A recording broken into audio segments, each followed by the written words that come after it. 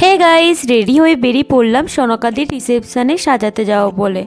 আর সোজা চলে গেলাম শিয়ালদা স্টেশন, আর ওখানে গিয়ে মিট করে নিলাম স্বপ্নামদির সাথে।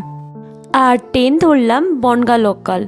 এতদিন থেকে শুনে আসছিলাম বনগাঁ লোকালে নাকি প্রচুর ভিড় হয়, আজকে এক্সপিরিয়েন্স হয়ে গেল। আর এত বাজে অবস্থা হয়েছিল কি বলবো।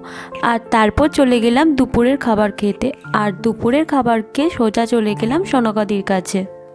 আর দিদির কাছে গিয়ে একটু আড্ডা দিয়ে দিদিকে রেডি করতে শুরু করে দিলাম। আর এটা হলো দিদির ফাইনাল লুক। আর তারপরে দিদি আর আমি এখানে নাচতে শুরু করে দিলাম সাজাতে সাজাতে।